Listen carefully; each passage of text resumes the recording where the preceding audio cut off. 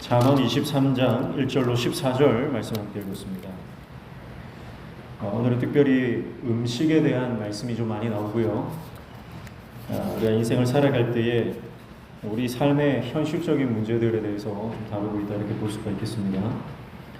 먼저 1절에 보시면 내가 관원과 함께 앉아 음식을 먹게 되거든 삼가 내 앞에 있는 자가 누구인지를 생각하며, 그렇죠. 지금 관원과 함께 앉아 있다. 상황이 어떤 상황이냐면 아주 중요한 식사 자리라는 거죠. 음식이 놓여져 있지만 음식이 목적이 아니라는 겁니다. 지금 먹는 게 먼저가 아니고 그 식사 자리를 통해서 의논되어야 될 일이 있다든지 아니면 그 사람과 나눠야 되는 어떤 중요한 대화가 있다 이렇게 볼 수가 있겠죠. 인생의 본질을 잊지 말라 이렇게 볼 수 있겠습니다. 자, 여러분, 우리가 이 땅에서 살아가면서 누리는 모든 것들은 하나님께서 주신 것이죠. 우리는 늘 하나님께서 주신 것 때문에 하나님을 잊어버리고 살아가는 경우가 많다는 겁니다. 마치 그 예레미야서에 나왔던 내 이 땅에서 짐을 꾸리라 그랬잖아요. 왜 짐을 꾸려야 됩니까? 짐이라고 하는 것이 결국은 하나님께서 심판하시면 이스라엘 백성들이 그 땅에 더 이상 있지 못하는 거예요. 포로로 끌려가든지 도망자 신세가 되든지 아니면 죽어서 이 땅을 떠나든지 결국은 이 땅을 언젠가는 떠날 수밖에 없는 존재다.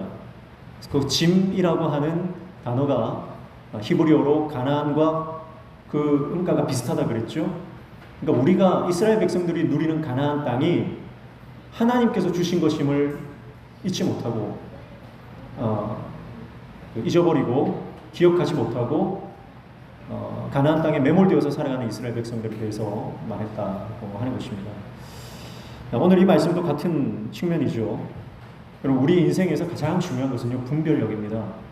그래서 지금 내가 어디에 집중해야 되는지, 무엇에 내가 지금 마음을 쏟아야 하는지 그것을 분별할 줄 알아야 된다고 하는 거죠.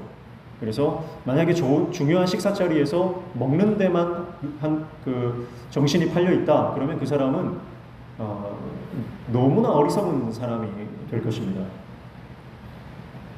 그리고 2절에 내가 만일 음식을 탐하는 자이거든 내 목에 칼을 둘 것이니라 그랬어요.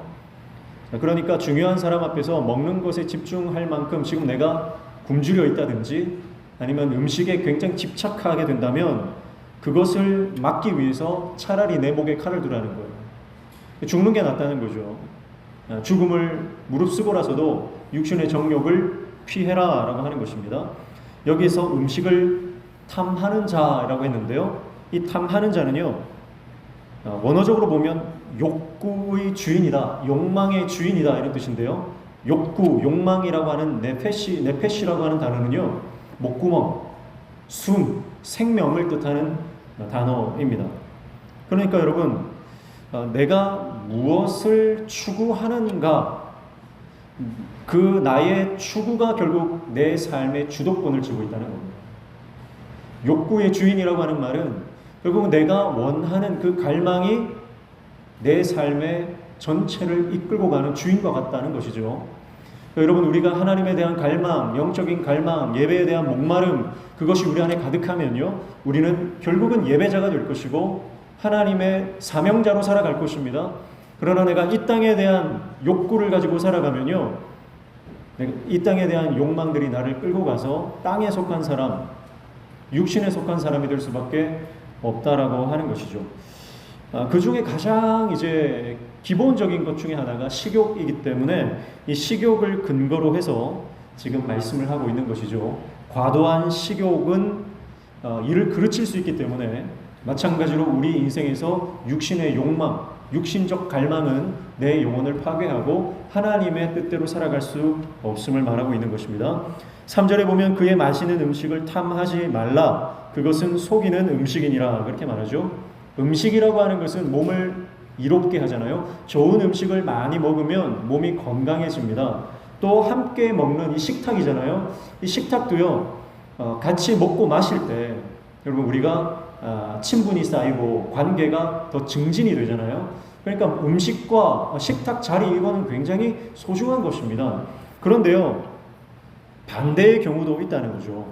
그저 육신적인 1차적인 욕구만을 위해서 만나는 만남이라든지 어떤 취하는 모든 것들은 어쩌면 그 반대로 내 인생을 망가뜨릴 수도 있기 때문에 우리가 하나님께서 주신 것을 어떻게 선용하느냐, 어떻게 바른 목적을 가지고 살아가느냐, 그것이 굉장히 중요합니다. 저는 우리 성도들이 하나님 안에서 하나님 나라의 식탁 교제가 많아지기를 축복합니다. 그래서 그냥 밥 먹는 게 아니고요. 뭐 만나서 세상적인 얘기하고 만나서 무슨 뭐 살아가는 그런 시시콜콜한 얘기들로 우리의 식탁이 채워지는 것이 아니라 우리가 함께 성도의 교제를 나누고 함께 식탁의 교제를 나눌 때 그 식탁 자리가 하나님의 나라가 되기를 축복합니다. 그래서 그 식탁 자리에서 함께 음식을 먹고 나누면서 단지 먹고 마시고 나누고 즐기는 것이 우선이 되는 게 아니라 그 식탁 자리를 통해서 하나님 나라를 꿈꾸고 함께 하나님 안에서 어떻게 우리가 주님을 위해서 섬길 것인가 비전을 나누고 함께 도전받으며 영적으로 성장하는 그런 자리들이 되면 좋겠어요. 그래서 우리 성도들이 그런 식탁의 교제들을 많이 가지시기를 축복합니다. 특별히 성도들 간의 교제보다 더 중요한 것은요, 우리 가정의 식탁이 회복되는 것입니다. 여러분, 우리 자녀들과 부모의 식탁이 회복되어야 되죠. 그래서 함께 부모와 자녀들이 밥을 먹으면서 함께 하나님 나라를 꿈꾸고 예수님에 대해서 서로 이야기하고 영적인 것을 나누고 그런 식탁 자리로 회복되어야만 가정이 회복되는 거예요. 근데 요즘은 밥 먹기조차 힘든 시대 아닙니까? 그래서 여러분의 가정이 오늘 오전에 말씀드렸던 것처럼 거룩한 회막이 되도록 여러분 선포하시고 여러분이 하나님께 올려드려야 될 영적인 하나님 기뻐하시는 예물들을 올려드리시기를 축복합니다.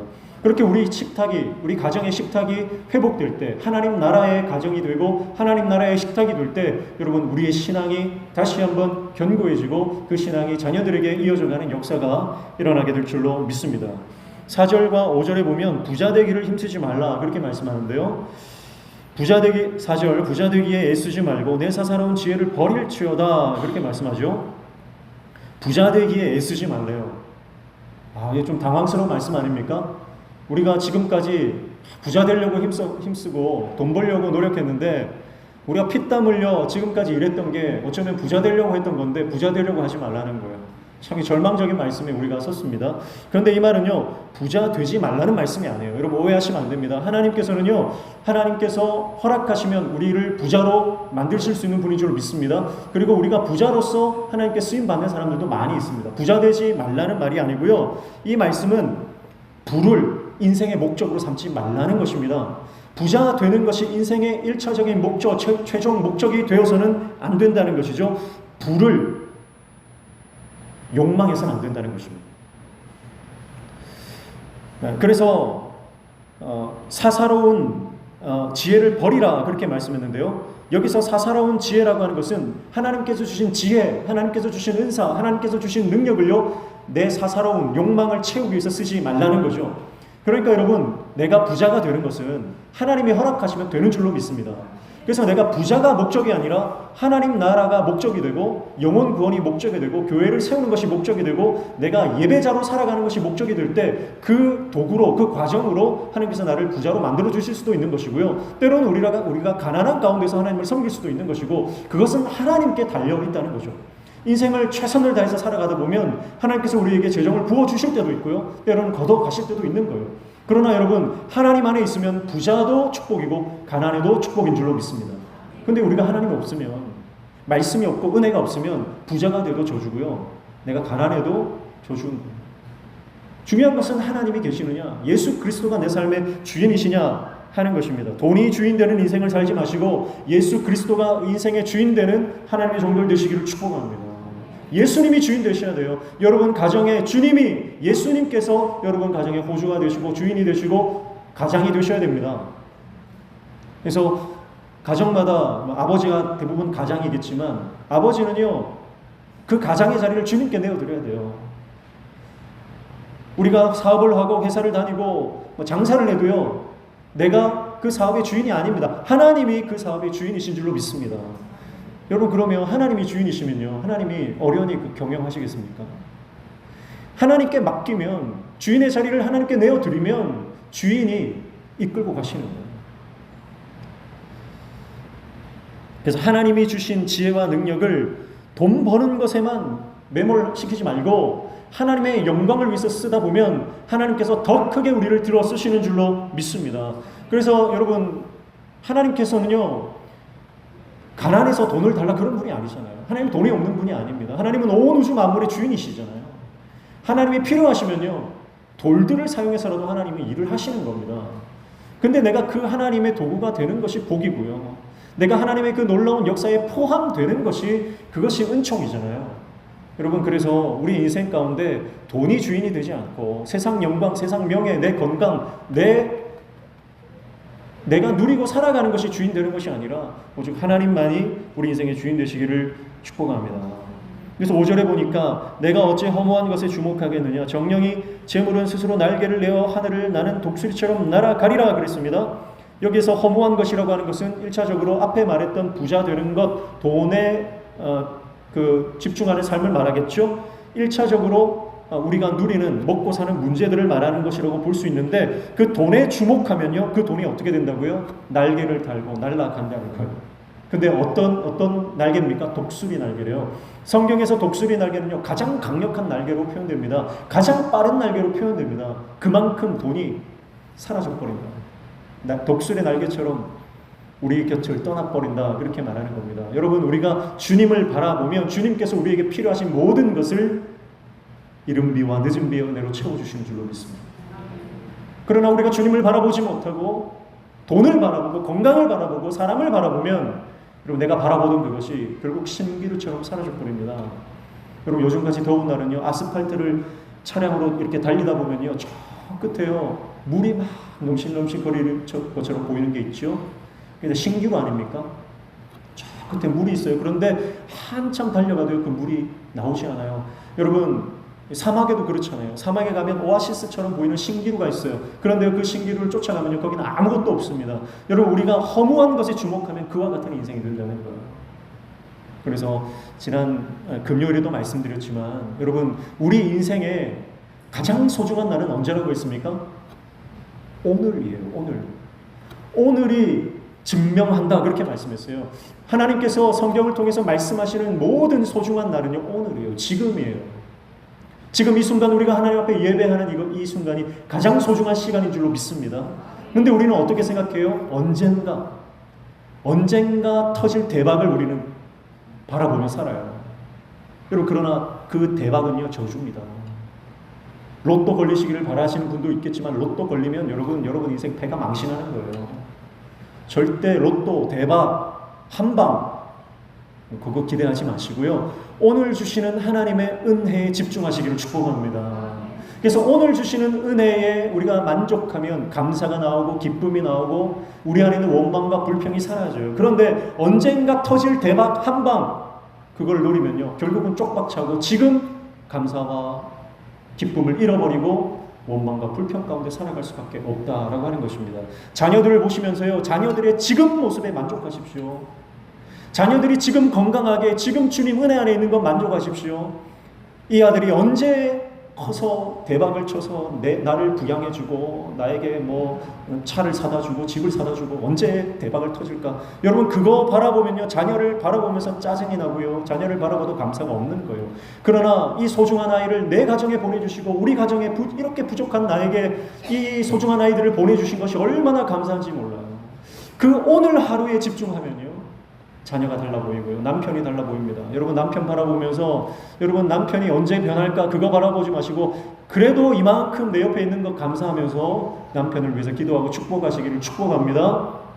옆집에 있는 철수 아빠를 바라보면서 어떻게 저렇게 철수 아빠처럼 될까? 여러분, 그 언젠가 대박 노리면서 살아가면 결국은 쪽박 찬다는 거예요. 백마탄 왕자, 청년들 축복합니다. 백마탄 왕자를 바라보지 마시기를 축복합니다. 백마탄 왕자를 기다리는 인생은요, 결코 하나님께서 그 인생을 인정하지 않으십니다. 그래서 오늘 하루 최선을 다하고 하나님 앞에 신실하게 충성하는 자에게 하나님께서는 그 하나님의 때에 놀라운 은혜를 허락해 주실 줄로 믿습니다. 그래서 좋은 거는요, 매일 먹어야 돼요. 근데 효과가 빨리 안 나타나는 거예요. 비타민이든 무슨 몸에 좋은 뭐 건강식품이든 꾸준히 오랫동안 먹으면 서서히 몸에서 나타나는 거예요. 근데 대박은 독약과 같다. 독약은요, 한 번 먹으면 죽는 겁니다. 여러분, 사랑하는 성도 여러분, 오늘 우리가 주목해야 하는 것은요, 이 땅의 허무한 것, 허탄한 것이 아니라 하나님의 은혜요, 예수 그리스도의 십자가인 줄로 믿습니다.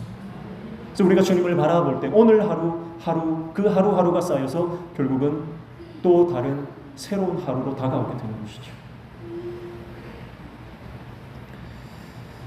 6절 말씀에 보면 악한 눈이 있는 자의 음식을 먹지 말며 그의 마시는 음식을 탐하지 말지어다 그랬습니다. 이어서 계속해서 음식에 대한 말씀을 하는데요. 이것은 단순히 먹고 마시는 음식이 아니라 우리 인생의 육신의 정욕들을 포함한 말씀한다고 볼 수 있겠죠. 악한 눈이라고 하는 것은요, 이기적인 사람을 말합니다. 이기적인 사람. 이 사람은요, 타인에게 인색한 사람입니다. 자기 자신에게는 관대한데요, 타인에게는 인색한 그런 사람이 있어요. 자기도 늘 실수하는데 다른 사람이 한번 실수하면요, 그거 가지고 걸고 넘어지는 사람이 있어요. 교회 안에서도 보면요, 자기도 늘 실수하고 자기도 늘 잘못하고 허물이 있어요. 그런데 꼭 다른 사람의 실수와 허물을 보면서 그것을 침소봉대하고 그 사람의 실수와 허물을 과대포장하면서 사람들에게 퍼뜨리고 다니는 사람이 있죠. 그런 사람이 바로 악한 눈이 있는 사람입니다. 굉장히 영적으로 교만하고 이기적인 사람이죠. 여러분, 그래서 예수님께서도 그렇게 말씀했죠. 다른 사람의 눈에 있는, 형제의 눈에 있는 티끌 보지 말고 네 눈 속에 있는 대들보를 봐. 우리 안에 있는 죄악을 바라보면요, 우리가 다른 사람을 판단하고 정죄할 수가 없는 것입니다. 그런데 우리는요, 내 안에 있는 허물을 바라보지 못하고 다른 사람에게 있는 조그만 티, 조그만 흠을 바라보면서 그것을 긁는 거예요. 긁어대는 거죠. 그래서 여러분, 내 눈이 악한 눈인지 선한 눈인지 여러분 점검하셔야 됩니다. 7절 말씀에 보면 대저 그 마음의 생각이 어떠하면 그 위인도 그러한즉 그가 내게 먹고 마시자 할지라도 그의 마음은 너와 함께하지 아니함이라 그렇게 말씀하죠.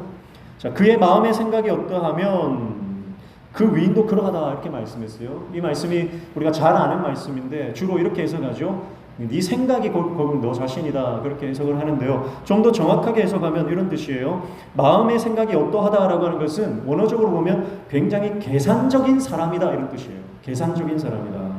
그러니까요, 이 사람은 누구와 먹고 마셔도요 늘 계산해요. 이 사람이 나에게 이득이 되는가? 나에게 도움이 되는가?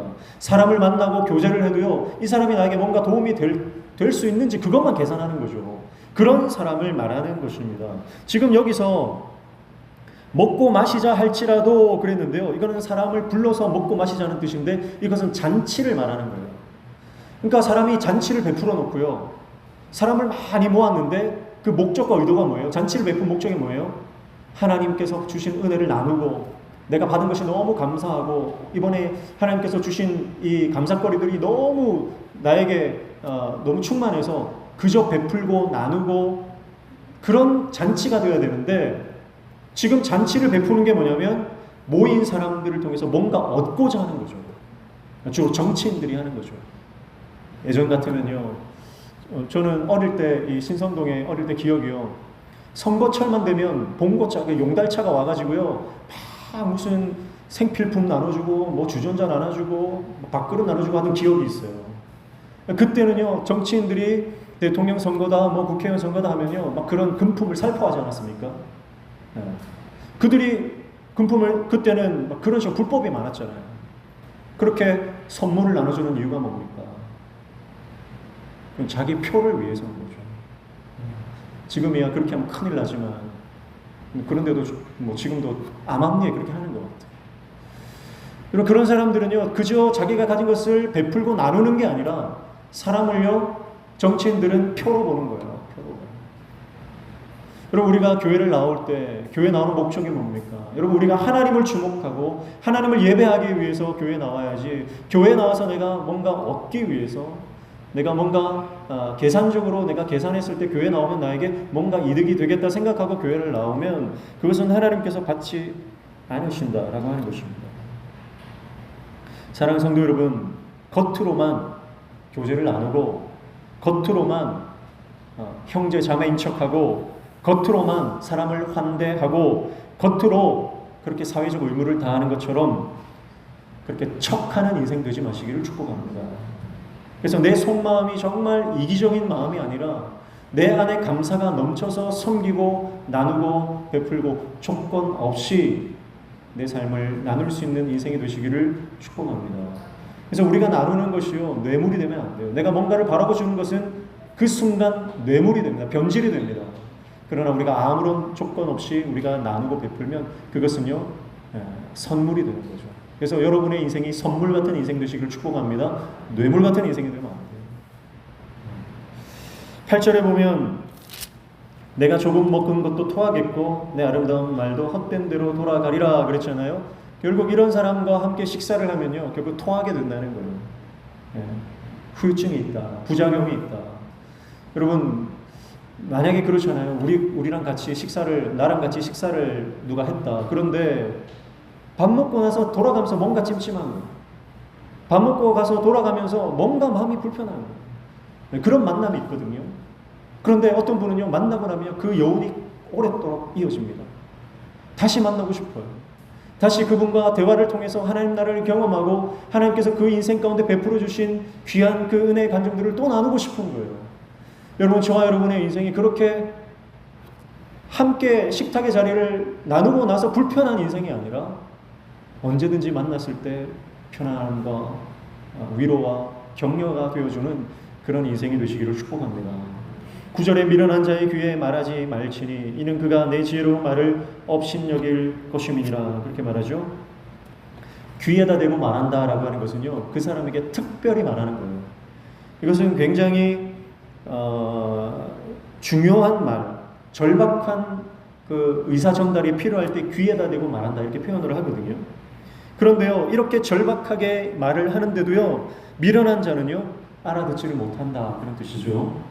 그래서 미련한 자는요, 지혜로운 말을 들어도 그 말을 무시하고 경멸한다 그렇게 말씀합니다.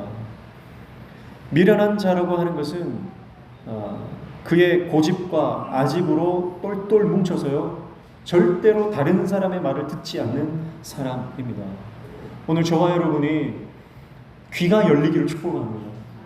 귀가 열려서 하나님의 말씀이 들려질 때 그 말씀이 깨달아지고 깨달아진 대로 우리의 삶이 변화되는 은총을 누리시기를 축복합니다. 그러나 하나님의 말씀을 아무리 들어도요, 내 귀가 미련한 귀가 되어 있으면 깨달아지지 않는 거죠. 이어서 10절과 11절에는요, 약자의 것을 침범하지 말라는 말씀을 하고 계신데요, 10절에 옛 지게석을 옮기지 말며 고아들의 밭을 침범하지 말지어다 그렇게 말씀합니다. 지게석이라고 하는 것은 땅의 경계를 지어놓은 돌을 말합니다. 그거 옮기지 말라는 건데요, 이것은 타인의 재산을 침범하지 말라 그런 뜻이고요. 고아들의 밭을 침범하지 말지어다 이어서 말하죠. 그것은 특별히 사회적 약자들의 재산을 침탈하지 말라. 사회적으로 보호자 없는 그 약자들의 그 삶을 빼앗지 말라 그런 말씀이에요. 왜냐하면 11절 대저 그들의 구속자는 강하시니 그가 너를 대적하여 그들의 원한을 풀어주시리라. 자, 우리는 그 사회적 약자를 보면서 저 사람은 백도 없고 뭐 도와주는 사람도 없고 보호자도 없고 그러니까 내가 마음대로 해도 되겠지 그렇게 생각합니다. 그러나 너의 그 생각은 틀렸다. 왜냐하면 하나님이 그의 보호자가 되신다. 하나님이 그의 구속자가 되신다라고 하는 거예요. 그래서 구속자는 고엘입니다. 우리 여러 번 봤죠? 고엘 제도가 있잖아요, 이스라엘에. 그래서 가장 가까운 친족이 그의 기업 물을 자가 되어주는 것입니다. 그래서 우리의 기업을 물을 자 여호와 하나님이십니다. 우리의 고엘 되시는 분이 바로 십자가에서 우리를 위해서 피를 흘리신 예수 그리스도이십니다. 그분이 우리의 기업을 물러주십니다. 그래서 우리는 마귀에게 모든 것을 빼앗겨 버렸습니다. 그러나 예수님께서 핏값으로 그 모든 빼앗긴 영혼과 생명을 다시 되찾아 오셨어요. 그래서 예수님은 우리를 핏값으로 사신 구속자, 고엘이 되시는 거죠. 그래서 여러분, 우리는 예수 그리스도를 바라볼 때 영원한 생명을 얻게 되고 이 땅 가운데 빼앗기지 않는 기쁨과 평강을 누리면서 살아가게 될 줄로 믿습니다. 여러분, 예수님 때문에 여러분 마음에 있는 그 기쁨과 소망을 빼앗기지 않길 축복합니다. 사단은 끊임없이 우리 안에 있는 모든 기쁨과 감사와 평강을 빼앗아가려고 합니다. 그래서 불안을 심어주고 두려움을 심어주고 근심과 걱정을 우리 가운데 부어주려고 해요. 늘 두렵고 불안한 거예요. 그러나 예수 그리스도를 바라볼 때에 우리 안에 있는 모든 불안과 염려와 근심과 걱정은 떠나가고 하늘의 평강, 인생이 줄 수 없는 놀라운 기쁨과 소망이 우리 안에 넘쳐나게 될 줄로 믿습니다. 그 은혜를 예수님께서 십자가에서 우리를 향해 흘려주신, 그게 십자가 보혈의 의미죠. 그래서 예수 그리스도의 피, 그것은 영혼의 화폐다. 영혼의 화폐, 그 예수 그리스도의 피만이 우리의 영혼을 되찾아올 수 있는 영혼의 화폐가 되시는 것이죠. 그래서 오늘 저와 여러분이 오늘 앞서서 허무한 것에 주목하지 말라 그랬어요. 우리가 주목해야 하는 분은 오직 예수 그리스도이신 줄로 믿습니다. 우리 모든 성도님들이 오직 예수님만 바라보고 오직 예수님만 따라가는 저와 여러분 되시기를 축복합니다. 그래서 온 교회가 예수님을 따라갈 때 교회가 하나 될 줄로 믿습니다. 온 교회가 예수 그리스도의 십자가를 바라볼 때 교회는 온전히 연합하게 되는 줄로 믿습니다. 사단은 끊임없이 분열시킵니다. 갈등을 증폭시키고 적개감을 가지게 하고요. 그래서 성도들 안에 끊임없이 불안하고 갈등하고 우리 안에 분열케 만드는 것이죠. 그러나 그 모든 분열을 하나로 묶는 것은 예수 그리스도의 십자가 능력, 그것이 우리를 하나로 묶는 줄로 믿습니다. 12절부터 14절은 하나님의 말씀, 지식의 말씀에 귀를 기울이라 그렇게 말씀하면서 그 말씀이 자녀를 살릴 것이다 그렇게 말씀을 합니다. 12절에 보시면 훈계에 착심하며 지식의 말씀에 귀를 기울이라 그렇게 시작을 하죠. 훈계에 착심해라. 착심이라고 하는 것은 마음에 두라는 것이죠. 하나님의 말씀을 내 마음에 두라. 지식의 말씀에 귀를 기울이라 그랬습니다.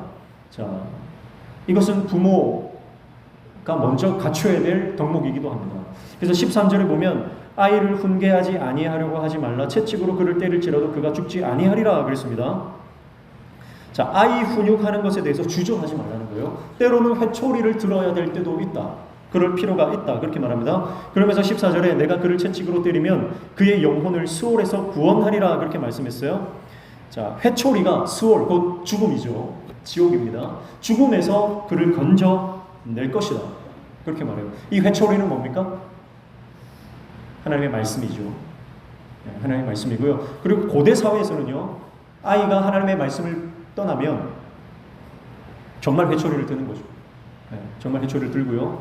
그리고 하나님의 말씀에는요, 실제로 이 말씀 겉면에다가요, 율법에다가 꿀을 발라두는 거예요.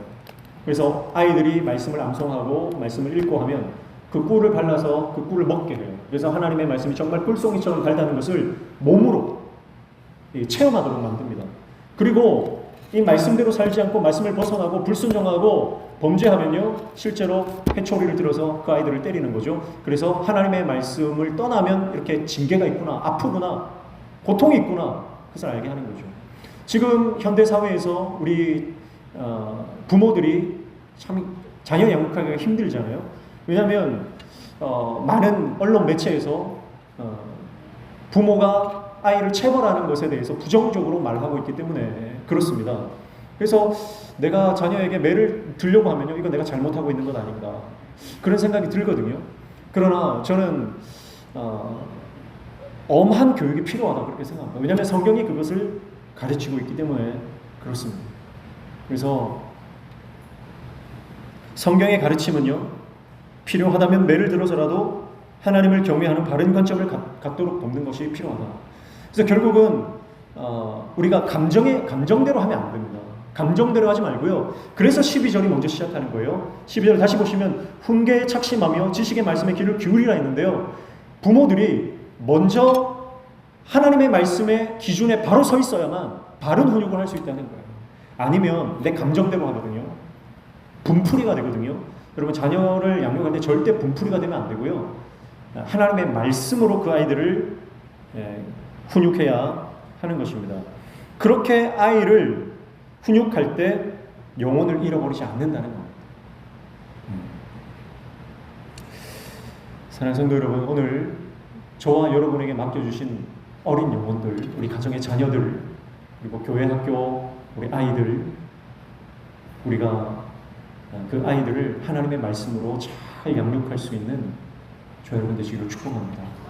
그래서 최근에는요, 사실 그 교육에는 왕도가 없어요.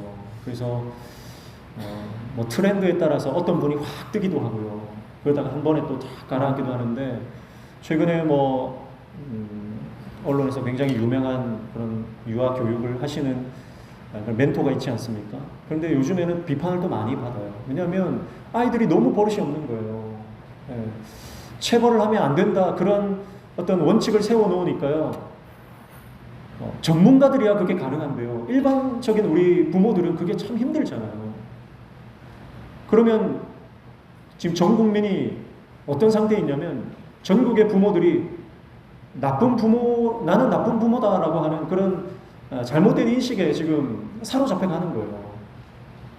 그렇게 하면 다 된다고 생각했는데 안 되니까요. 그리고 아이들은 점점 더 버릇이 없어지고, 이제 학교에 가서조차 선생님을 폭행하는 그런 지금 사회가 되어가지 않습니까?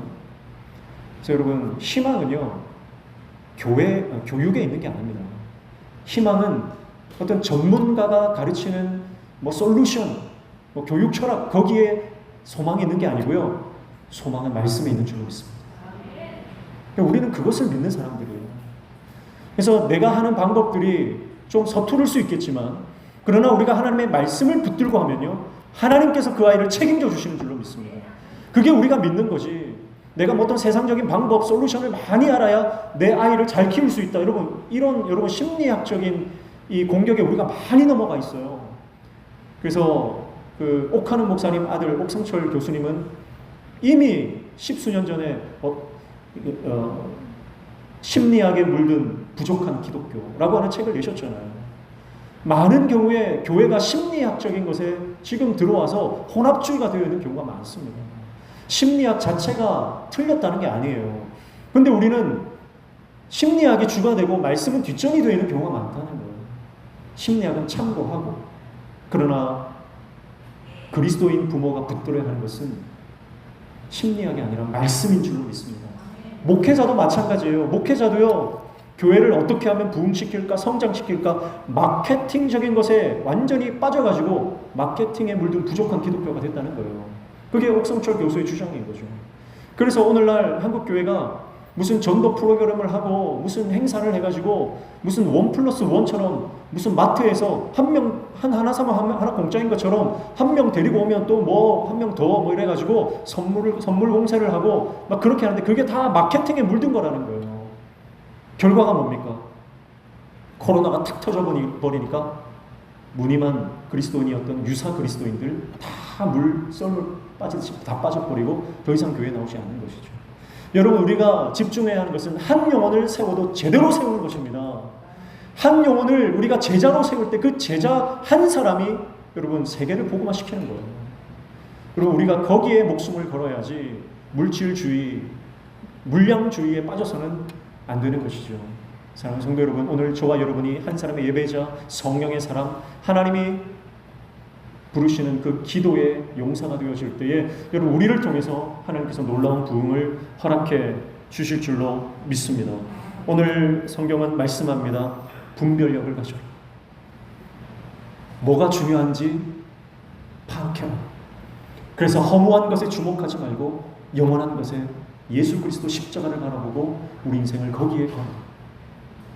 언젠가 다가올 대박을 노리지 말고 오늘 하루에 충성하며 하나님 주신 그 은혜에 만족하며 자족하며 오늘 나에게 주어진 내 자녀, 내 남편, 내 아내, 내 식구, 내 교회에 충성하고 사랑을 나누어 우리가 식탁의 자리를 나눌 때에 그 자리가 하나님의 나라가 되게 하라. 이런 말씀들을 우리에게 교훈해 주고 있습니다. 오늘 이 말씀이 내 마음이 지혜로운 자가 되어서 깨달아지는 은혜가 있기를 축복합니다. 여전히 미련한 자로 남아서 그 귀에 대고 하시는 그 말씀도 들리지 않는 그런 미련한 자, 어리석인 자가 되지 않기를 축복합니다. 하나님의 말씀이 내 귀에 캔디가 되기를 축복합니다. 그래야 꿀처럼 달콤한 그 사탕과 같은 말씀, 그 말씀이 내 안에서 역사하시고 우리 삶을 이끌어 가시는 하나님이 주인 되신 삶을 우리가 능력 있게 살아가게 될 줄로 믿습니다. 육신의 정욕에 져서 실패하는 자가 아니라 이기는 자, 승리자, 믿음으로 모든 견고한 짐을 돌파하는 하나님의 종들 다 되시기를 주님의 이름으로 축복합니다. 찬양하겠습니다.